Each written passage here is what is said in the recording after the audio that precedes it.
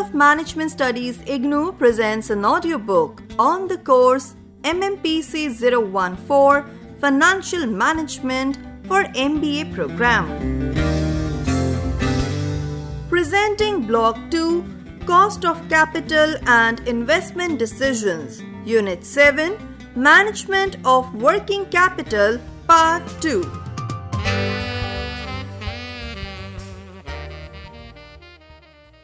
Importance of working capital management. Working capital and its management are of great importance to both internal and external analysts because of their direct association with the company's day-to-day operations. Working capital deficiency or mismanagement is becoming widely recognized as the major cause of most business failures.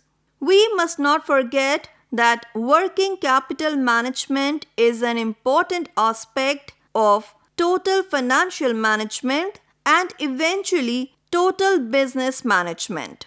As a result, working capital management is both a task and an opportunity for a financial manager who wishes to play a key role in his company. Working capital management failure can lead to technical insolvency and possibly the dissolution of a company. Managers must acquire a long-term view for managing working capital, as receivables and inventory tend to expand, as well as increased demand for bank credit as a result of the central bank's rigorous control of credit in India. Inefficient working capital management can result in either insufficient or excessive working capital, which is not in the interest of the company. The inadequate working capital may result in the negative repercussions for a company. Due to a lack of cash, it may be difficult for the company to execute profitable ventures. Operating strategies may become difficult to implement, resulting in the firm's profit goals not being met. Hence, we can say that the negative repercussions for a company are: Number 1. Operating inefficiencies may creep in due to difficulties in meeting even day-to-day commitments. Number 2. Fixed assets may not be efficiently utilized due to lack of working funds, thus lowering the rate of return on investments in the process. Number 3. Attractive credit opportunities may have to be lost due to paucity of working capital. And number 4, the firm loses its reputation when it is not able to honor its short-term obligations. As a result, the firm is likely to face tight credit terms. On the other hand, the excessive working capital may also pose certain dangers, which are: Number 1.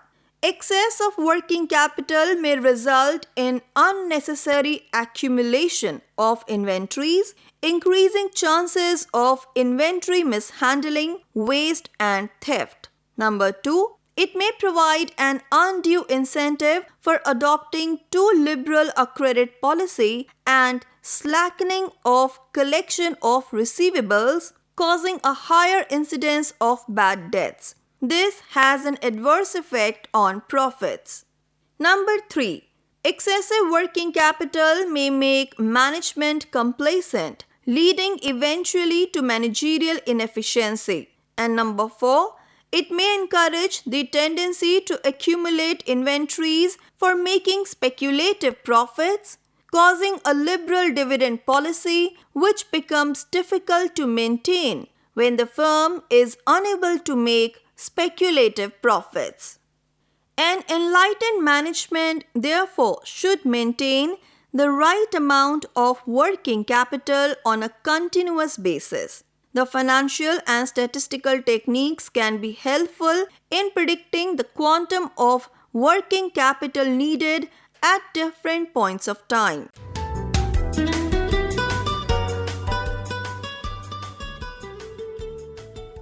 Determinants of working capital. There is no formula or criteria for calculating a company's working capital requirements. While determining the level of working capital, the management must consider a number of factors. The amount of working capital required by a company is influenced not only by the company's internal characteristics, but also by the economic, monetary, and general business environment. Among the various factors, the important ones are: number 1. Nature of business. The nature of a company's business has a significant impact on its working capital requirements. Trading and financial enterprises often have a modest fixed asset investment but a high working capital requirement. To meet the different demands of its customers, retail businesses, for example, must keep enormous quantities of a range of items. Some manufacturing enterprises, such as tobacco and construction, must invest a significant amount in working capital but just a small amount in fixed assets. Public utilities, on the other hand, have a limited demand for operating capital and must spend heavily in fixed assets.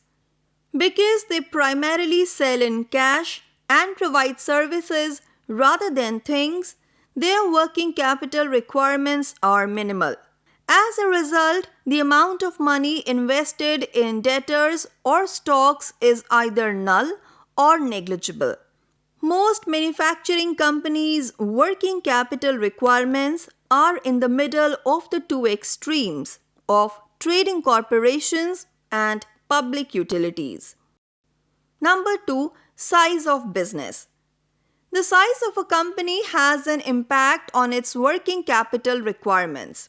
The scale of processes can be used to gauge size.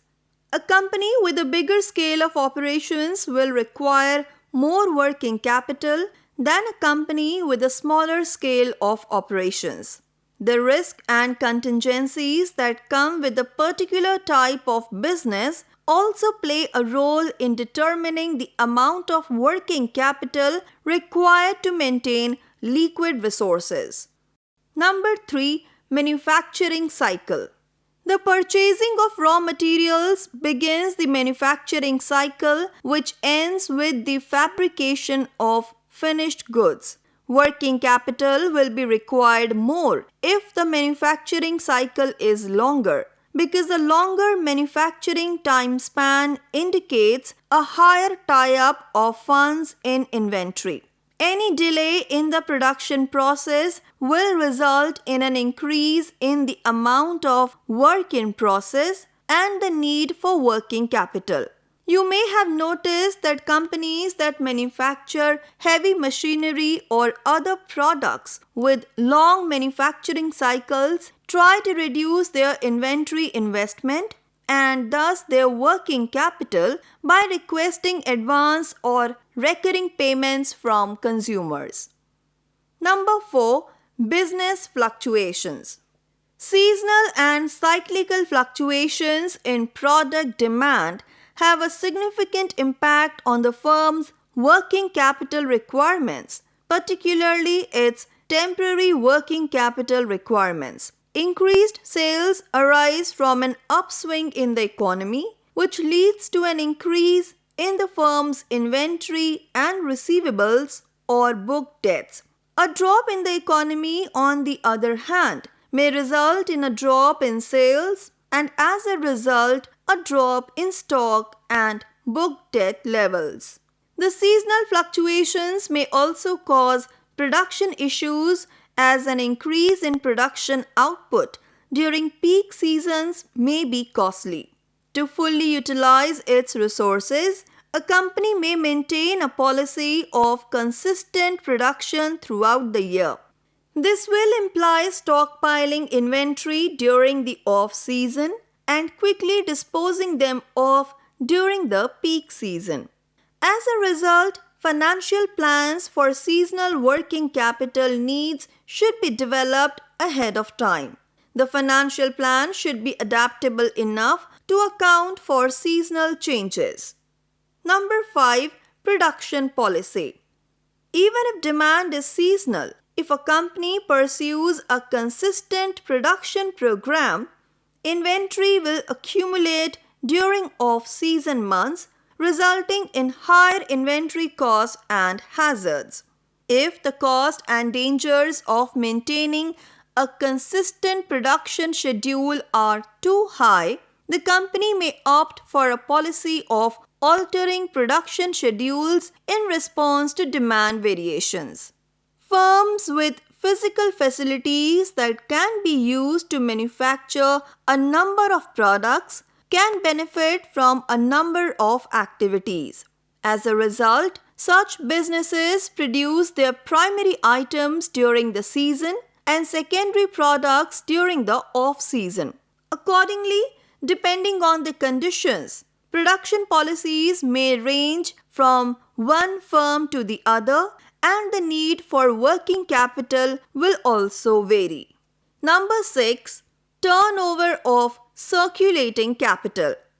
Working capital requirements are influenced by the pace with which the operating cycle completes its circle, that is, cash, raw materials, finished products, accounts receivables, etc.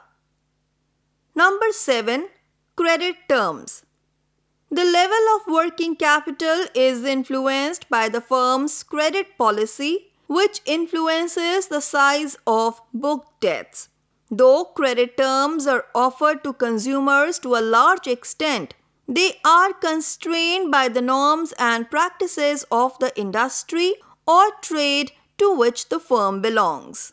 Nonetheless, it may attempt to develop its credit policy within these limits. In most cases, a lengthier collection period means locking up more money in book debts. The sloppy collection process may actually raise the risk of bad debts. As a result, a company's working capital requirements are influenced by the credit terms offered by its creditors. A company with favorable credit terms will require less working capital.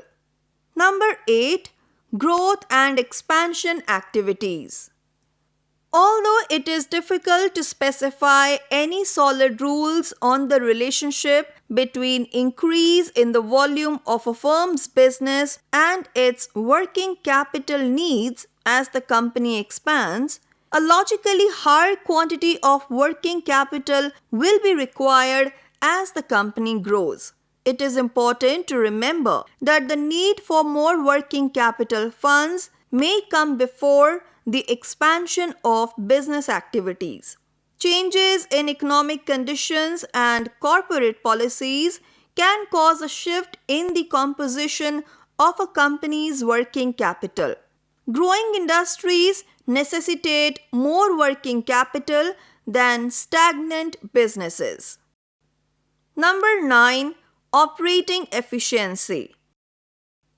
A company's operating efficiency refers to how well its resources are used. By effectively reducing its operating cost, the company can reduce its requirement for working capital. The usage of working capital is enhanced and the cash cycle is expedited as a result of higher operating efficiency. Thus, the better utilization of resources improves profitability and helps in relieving the pressure on working capital. Number 10. Price level changes. In general, rising price levels necessitate increased working capital investment. With rising prices, current assets require increased investment at the same level. Firms that can promptly modify their product pricing upwards may not have a major working capital difficulty during periods of rising levels. Due to differences in individual prices, the impacts of changing the price level may be perceived differently by different enterprises. Some businesses may be unaffected by increased pricing, while others may be severely impacted. Number 11. Other factors. There are a few more variables that influence the size of working capital. A company's strong net profit margin contributes to its working capital pool. The net profit obtained in cash represents a source of working capital. Adjusting non-cash elements such as depreciation, outstanding expenses, and losses written off, the cash inflow can be estimated from the net profit. Working capital is influenced by the firm's appropriation policy or the decision to keep or disperse profits.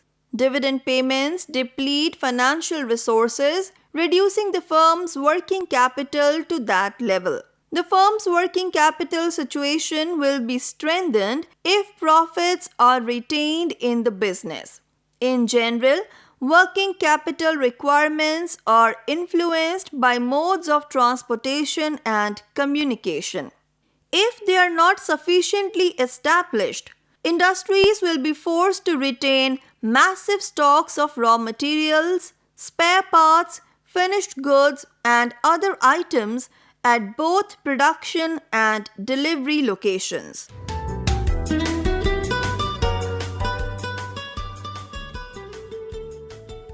Approaches to managing working capital. In general, there are two ways to working capital management in a business.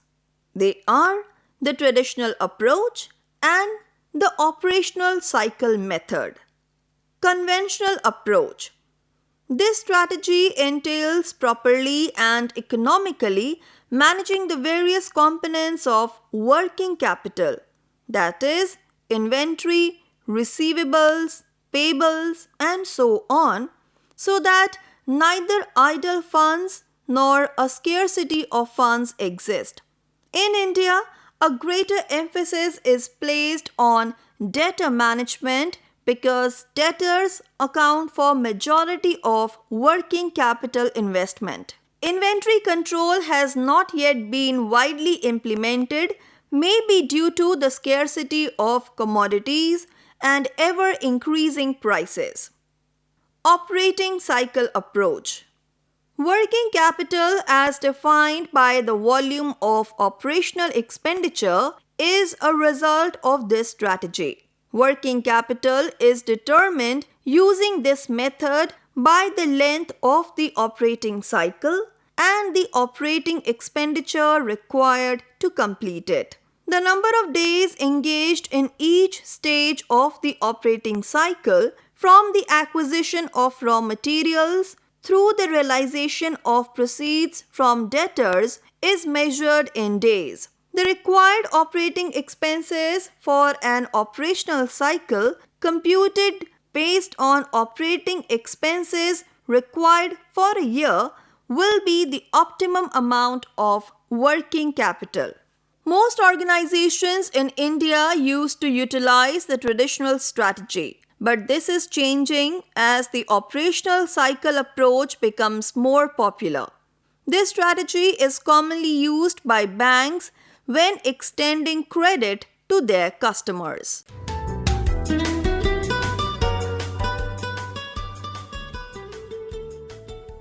Working capital management under inflation.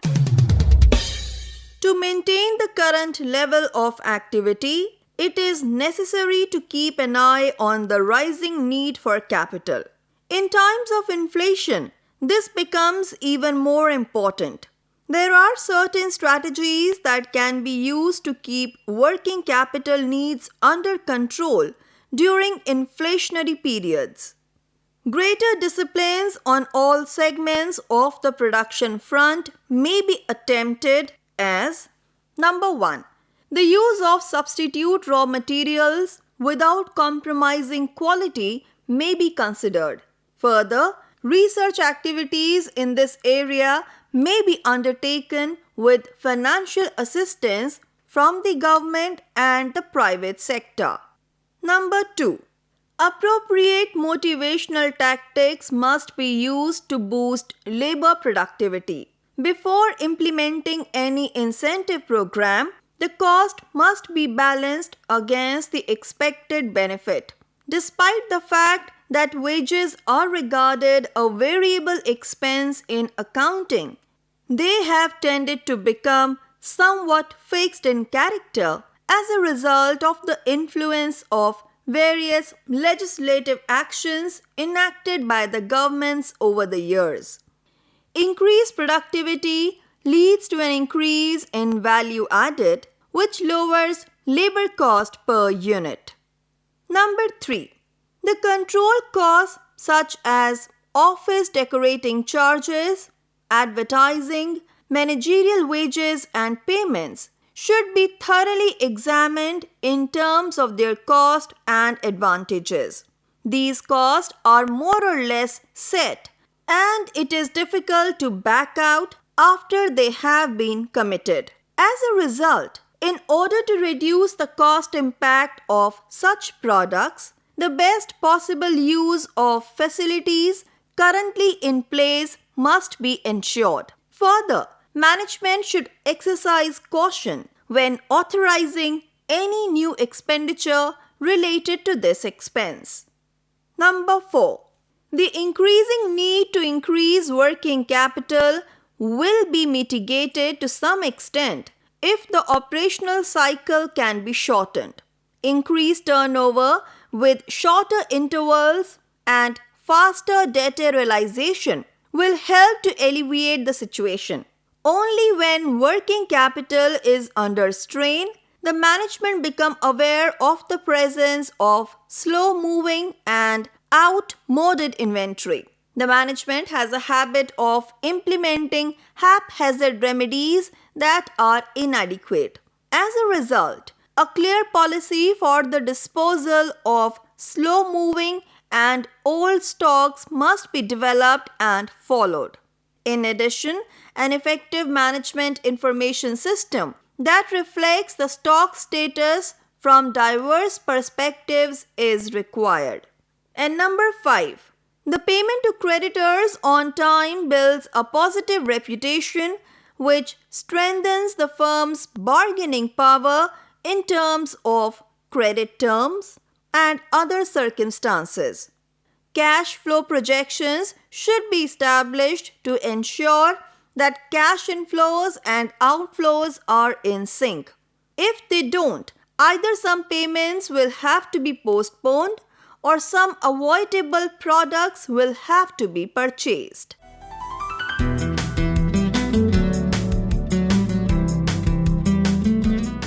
You were listening to the audiobook by the School of Management Studies IGNOU for MBA program. Course code MMPC 014 Financial Management. Course coordinators Professor K. Ravi Shankar and Professor Kamal Wagricha. Voiceover by Harpreet Kaur. Edited by Savita. Program assisted by Tarannum Jahan and Jagbandhu Jana. Program produced by Dr. Manoj Kumar Singh. This program was brought to you by Electronic Media Production Center of Indira Gandhi National Open University.